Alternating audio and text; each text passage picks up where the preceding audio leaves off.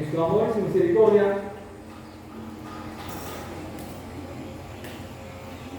hace lo que Él desea, lo que quiere y como Él quiere. Hoy pensamos predicar de un texto en Corinto. Yo creo que ya tenía pensado el texto de Corinto con ayuda del Señor, pero prácticamente el miércoles, jueves por allá, no, Dios me mostró que no. Y le estoy hablando a tu hermano así y no es fácil. Yo no puedo dormir bien esta semana.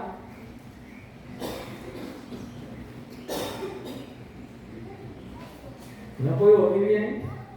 Claro, todo esto es parte de la obra del Señor.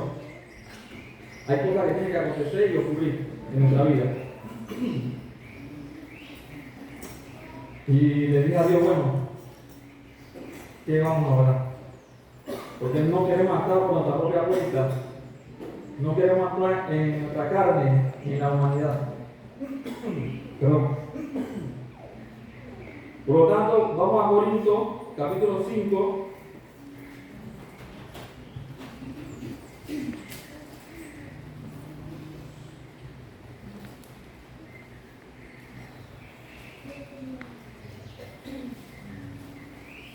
Primera Corintios, capítulo 5, Corintios.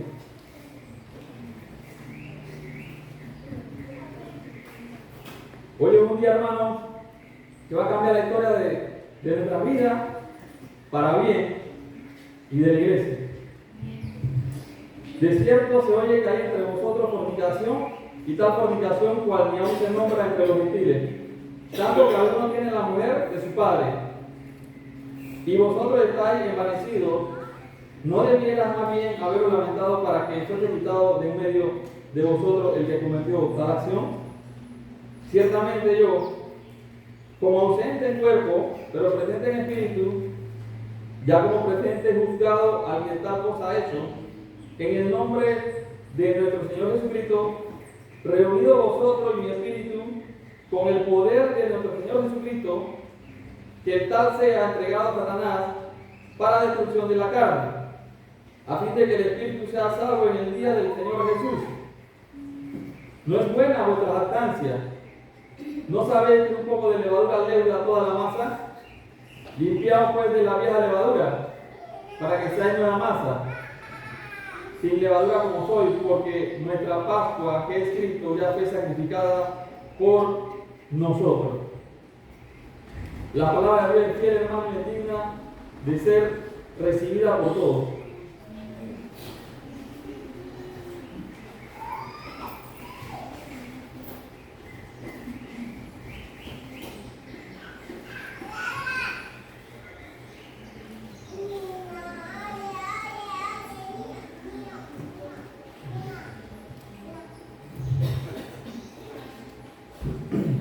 Dijo una persona muy famosa en el mundo, no en la Biblia, no está en la Biblia,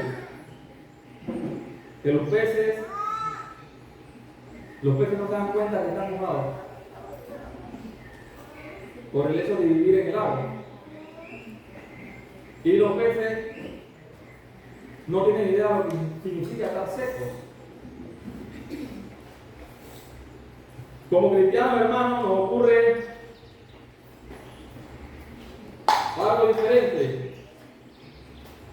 Como cristianos nos ocurre que al interactuar en nuestra cultura en la que vivimos, nos vamos acostumbrando y nos vamos moldeando a varios aspectos de la vida en la cultura donde vivimos. Y no nos damos cuenta que ese estilo de vida que nos vamos moldeando son contrarias al Evangelio de Cristo o al Evangelio que predicamos o profesamos. Somos cristianos, hermanos, y nuestra ciudadanía está en los cielos. Por lo tanto, debemos comportarnos a esa realidad. Somos ciudadanos del cielo pero estamos en este mundo.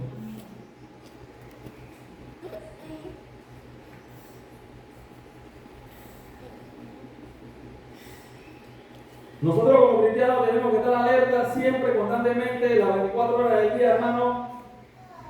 No dejarnos arrastrar por el estilo de vida de este mundo.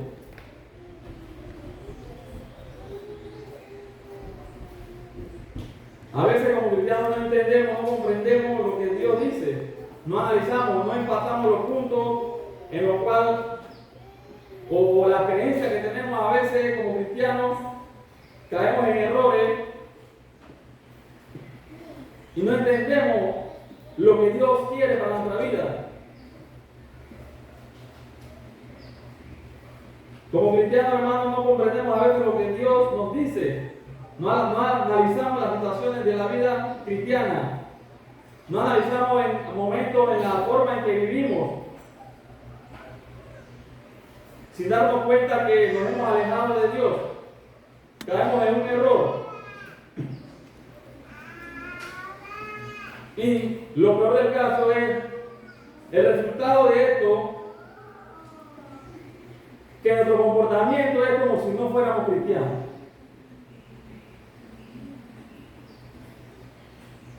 Lo mismo ocurrió en Corinto.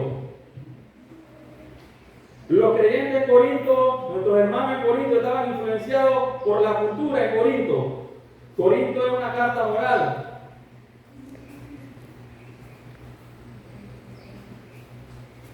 Los creyentes, nuestros hermanos de fe en Corintio, repetimos, estaban influenciados por la cultura y estaban produciéndole problemas a la iglesia. Porque nosotros como cristianos, hermanos, venimos a la iglesia, pero arrastramos muchas cosas de este mundo y venimos con estilos de vida del mundo. Corinto fue una ciudad muy popular. En Corinto, nuestros hermanos en la iglesia de Corinto estaban divididos internamente. Y peor aún, toleraban el pecado de hermanos de fe. El caso que hemos leído en Corintios capítulo 5 es de un hombre, de una persona que tenía relaciones íntimas con su madrastra.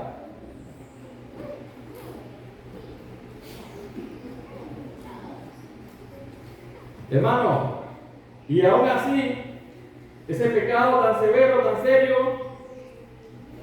aún así ese pecado dentro de la iglesia, para el mundo pagano, no era bien visto. Incluso el mundo pagano condenaba ese pecado. Es cierto, se oye que hay entre vosotros fornicación. Y tal fornicación que ni aún se nombra, dice, que no se nombra entre los gentiles. Tanto que alguno tiene la mujer de su padre.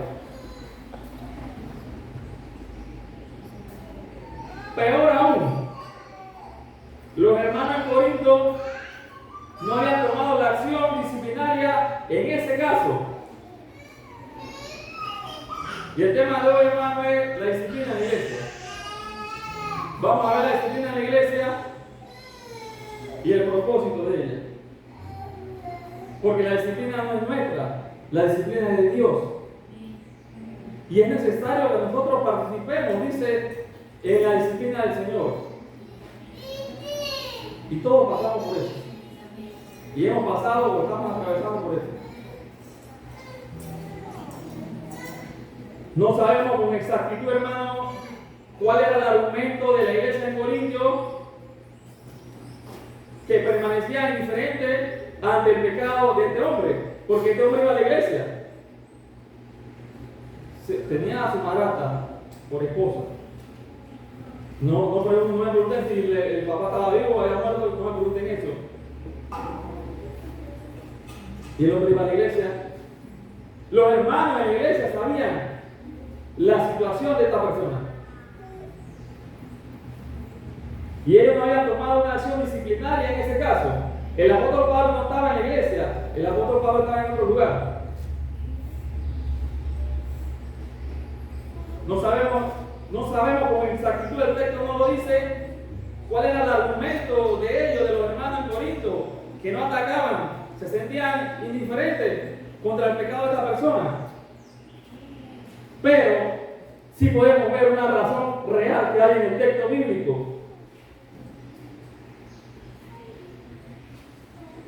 Ustedes saben por qué los hermanos en Corinto no habían tomado una acción disciplinaria contra este hombre. Versículo 6. Dice el versículo 6, no es buena vuestra jactancia. Versículo 2, vosotros estáis envanecidos. La razón real por la cual estos hermanos no habían tomado carta sobre el asunto era ¿por qué? Tenían una jactancia, una altivez, un orgullo, una arrogancia. ¿Pero de qué? Hermanos, si nosotros preguntamos a nuestros hermanos en Corinto, a los líderes en Corinto, ¿por qué no habían puesto disciplina a esta persona? Que es cristiano, pero vive en un caso de inmoralidad sexual. ¿Por qué los hermanos en Corinto no habían puesto a esta persona en disciplina? Si preguntamos eso, ¿qué nos responderían? ¿Qué nos responderían? Quizá falta de misericordia, tratar este asunto delante de la iglesia. Quizá luego sacar a la persona de la membresía, de la iglesia.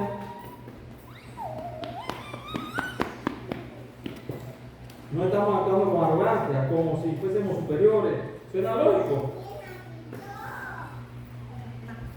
Quizá los hermanos, los líderes de Corinto habían tomado muchas cosas, hubieran dicho muchas cosas. Que ellos tenían misericordia, que vamos a tratar el asunto, pero hasta ahí. Pero Dios en su palabra lo dijo y lo estableció cómo se efectúa la disciplina. En varios textos de la Biblia está.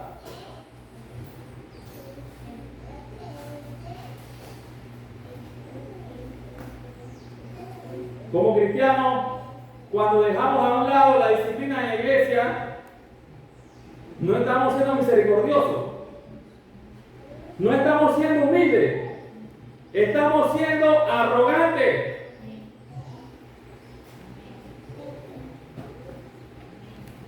Cuando dejamos a un lado la disciplina en la iglesia, porque no quiero poner la disciplina o no se puede, lo que sea, no estamos siendo humildes ni misericordiosos, estamos siendo arrogantes. ¿Sabe por qué? Porque estamos diciendo que somos más inteligentes y más sabios que Dios.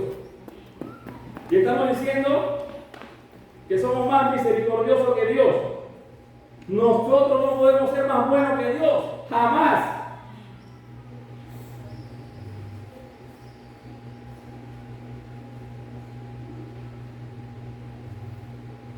La Biblia dice cómo actuar en la disciplina, pero nosotros actuamos de otra forma.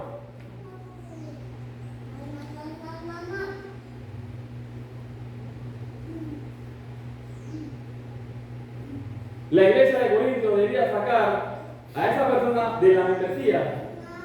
¿Y saben qué? Y si lo hacían, estaban actuando bajo la autoridad de Cristo.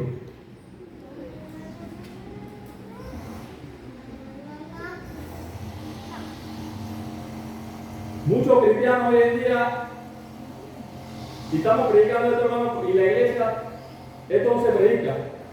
Muy poco se predica dentro de la iglesia. Dios ha querido hacerlo así hoy. Si a mí me han dicho que yo era pecado, yo no digo que no, yo no predicar. Pero la Biblia y Dios en su palabra lo establece. Muchos cristianos hoy en día no han entendido lo que significa una iglesia. Muchos cristianos hoy en día no han entendido lo que significa ser miembro de una iglesia. No es lo mismo ser miembro de una iglesia, hacerse miembro de una iglesia, que hacerse miembro de un club social. La iglesia no es un club social donde usted viene a divertirse. y nos vamos para la casa y vivimos como queramos y de nuevo venimos al club porque ahí está mi amigo que tiene contacto. No, la iglesia no es un club social, la iglesia es el cuerpo de Cristo. La iglesia es una comunidad de personas que han sido salvadas, restauradas por la sangre de Cristo, por el poder de Dios, y han sido unidas a otros hermanos de fe por el vínculo del Espíritu Santo. Que nunca se nos olvide eso. La iglesia es una comunidad de fe. La iglesia es del Señor.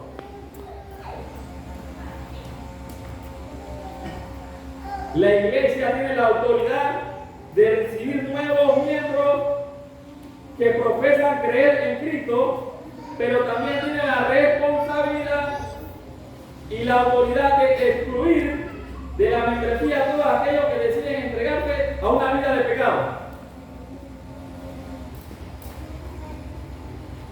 ¿Usted cree que es fácil lo que yo estoy hablando ahora mismo? ¿Usted cree que es fácil decirle a la persona, tenemos que excluirte de la membresía de la iglesia?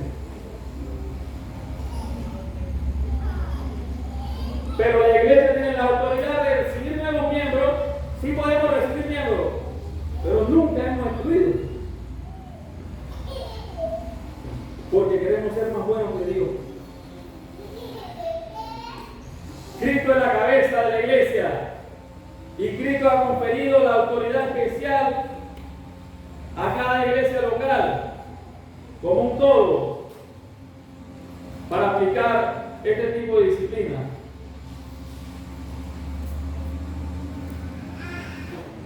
Versículo 4. En el nombre de nuestro Señor Jesucristo, reunidos vosotros y mi espíritu. Esta es una acción que debe a la iglesia. La asamblea. La iglesia reunida posee una autoridad.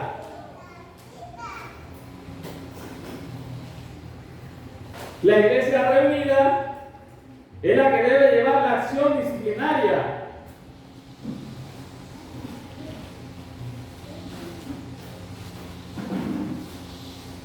En el nombre de nuestro Señor Jesucristo, reunidos vosotros en mi espíritu, con el poder de nuestro Señor Jesucristo.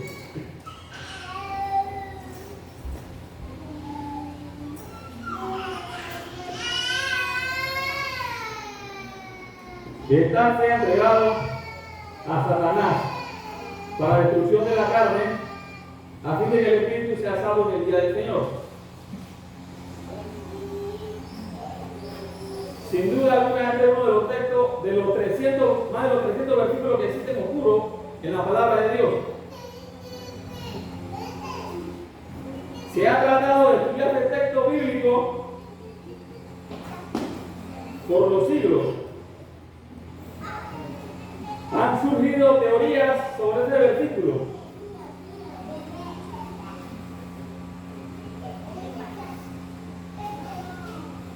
Voy a mencionar dos teorías con respecto al versículo 5 del capítulo 5 de 1 Corintios. Dos teorías de interpretaciones y aún mencionaré una tercera. La primera teoría dice que si a este muchacho de la iglesia en Corinto tenía relaciones íntimas con su madrastra, la iglesia no sabía, el apóstol Pablo se puso ausente en espíritu para tratar, se puso ausente físicamente, pero presente en espíritu para tratar este asunto. Y la teoría que surge la primera vez que el muchacho, cuando se ponía en disciplina, él, cuando iba envejeciendo, porque todos vamos a envejecer, cuando el muchacho iba envejeciendo, a medida que iba envejeciendo, dice que se iba convirtiendo y arrepintiendo. que cuando su cuerpo se iba desgastando por los años, al final él iba a entrar en razón de su conducta. Esa es una primera teoría que yo no la comparto. La segunda teoría se habla de un juicio. Se habla de un juicio por adelantado, como en el caso de Ananías y Zafira.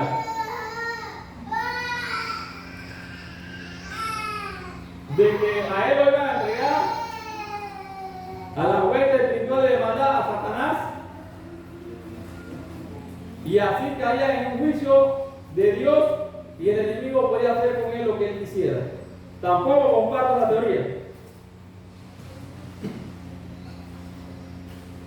La tercera, y es la que más se acerca a la realidad, y no entraremos en los detalles porque la clave es la palabra Satanás. Y no queremos darle crédito a él.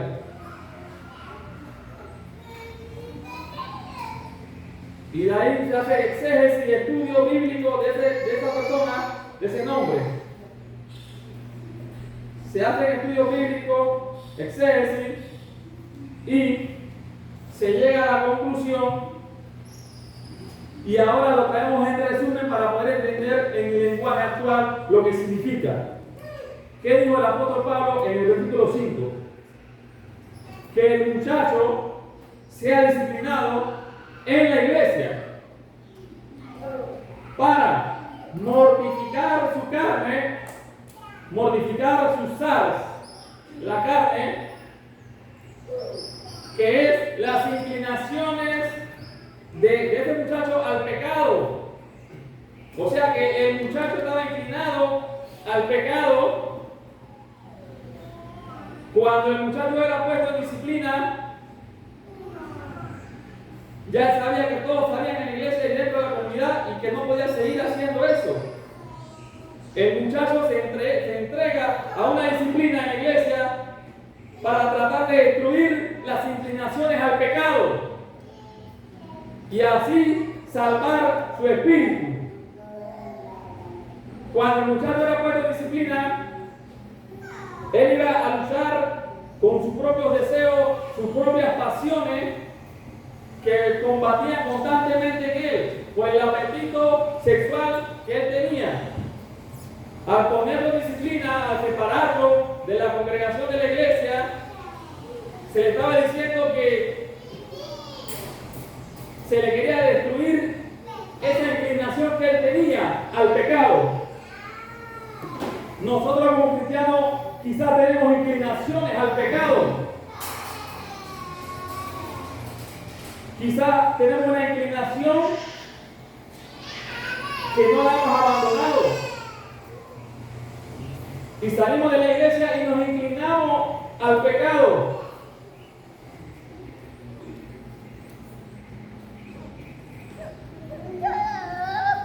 Pero si se disciplina en la iglesia, eso tiene un propósito.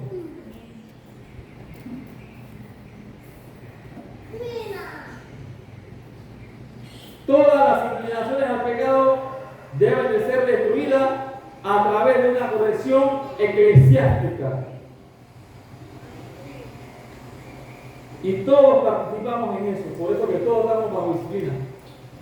Nosotros como cristianos tenemos que destruir a través de la corrección eclesiástica las inclinaciones al pecado.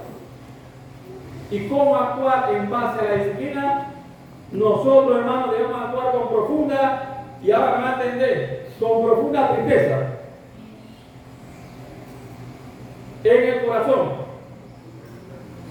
y con un profundo anhelo de que la acción disciplinaria trabaje para bien en la persona. ¿Cómo actúa la disciplina en la iglesia?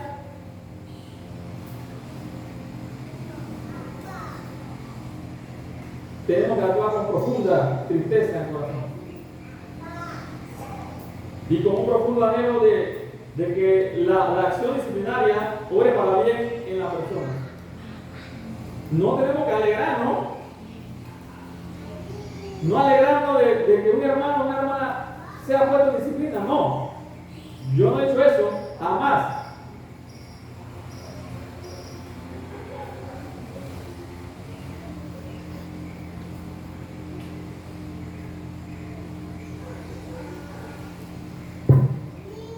Hermano, si alguno fuere sorprendido en alguna falta, vosotros que sois espirituales, restaurarle con espíritu de mansedumbre,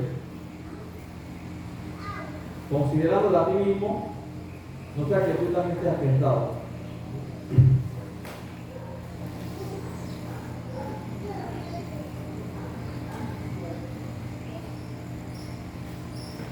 La disciplina, hermano, no es mala, es buena.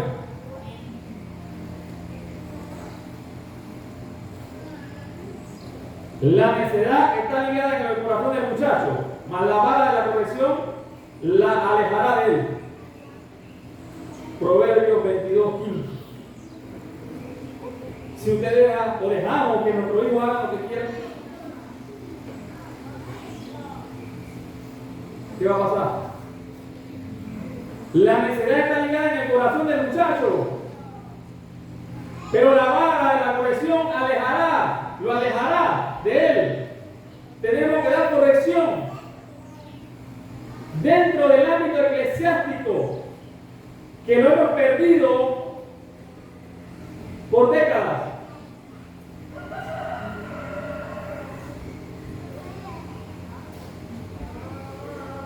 La vara y la corrección dan sabiduría, mas el muchacho consentido avergüenza a su madre. Proverbios 29:15. Dejemos que nuestros hijos hagan lo que ellos quieran, para que cuando estén más grandes nos van a avergonzar. Aplaudámosle a nuestros hijos todo lo que ellos hacen. Ahora cuando están chiquitos, aplaudámosle todo y démosle todo, que cuando estén grandes nos van a avergonzar.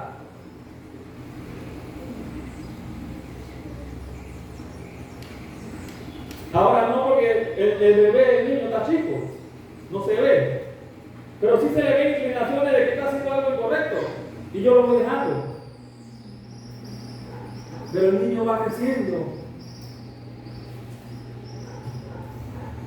y el enemigo lo que ha hecho es: tú no lo puedes castigar, tú no lo puedes corregir, tú no le puedes hacer, tú no lo puedes castigar, tú no lo puedes disciplinar.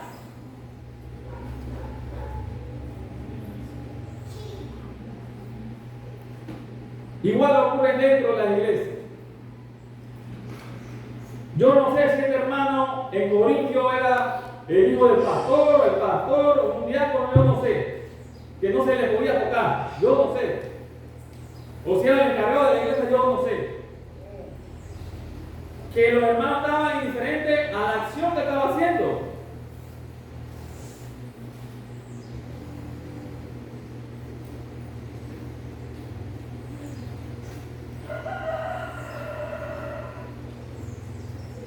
El primer propósito de la disciplina eclesiástica, hermano, es beneficiar a la persona. Suena como extraño. El primer propósito es beneficiar a la persona que va a ser disciplinada.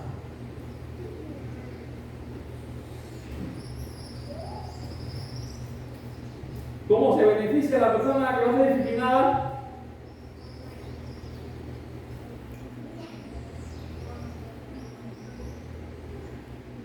El muchacho le entrega a la disciplina en la iglesia para tratar de destruir las inclinaciones a lo incorrecto. Y todos, hermano, todos tenemos las inclinaciones a lo incorrecto. Pero unas son más visibles que otras. Unas son ocultas, que no se ven. Otras se manifiestan en el camino, otras después con el tiempo. El segundo propósito de la disciplina eclesiástica o en la iglesia es preservar la pureza de la iglesia. Versículo 6. No es buena vuestra jactancia. ¿No sabéis que un poco de levadura leuda toda la masa? La segunda es preservar la pureza de la iglesia. ¿Saben por qué? Los jóvenes van creciendo y van viendo, van observando, van escuchando y van a querer actuar con nosotros. Y como decía una persona, lo bueno no se hereda. Siempre heredamos lo malo o nos inclinamos a lo incorrecto.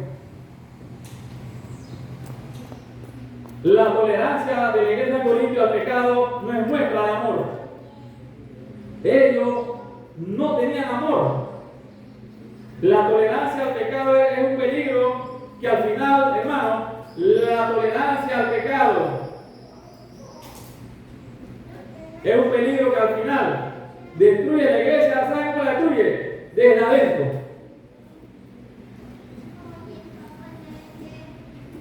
¿Y sabe quién se provee de eso? El enemigo. ¿Sabe por qué? Porque Dios destruyó pueblos con pocas personas.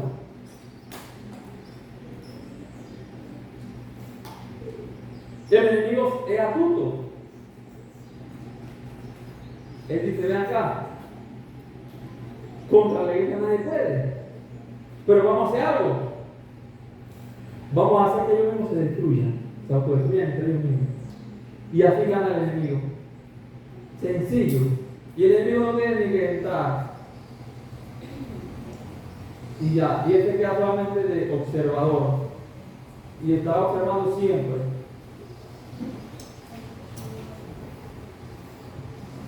Si soy cristiano, pero vivo como un pagano,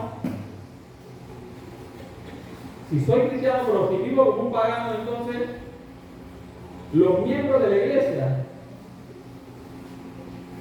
debemos mostrar al mundo de que no aprobamos tal acción. Cada miembro de la iglesia, hermano, hermana, cada miembro tiene la responsabilidad de cuidarse a sí mismo. También nosotros tenemos que cuidarnos el uno al otro para no terminar enredados en el mundo y en los placeres de esta tierra. En conclusión, la iglesia tiene que tomar acciones disciplinarias, no siempre constantemente, no, cuando aumente los casos, cuando surjan. Hoy, con la ayuda del Señor, como pastor de la iglesia, no me gusta usar esta frase, pero la voy a decir porque así Dios lo ha dicho. Vamos a tener una reunión extraordinaria después de acabar el servicio. Le pedimos a los hermanos, a las hermanas, bautizados. Sabemos que hay hermanos y hermanas que no están bautizados, pero que sirven dentro de la congregación. Vamos a tocar 3 puntos brevemente en la reunión extraordinaria que vamos a tener. Vamos a ponernos sobre nuestros pies y vamos a orar.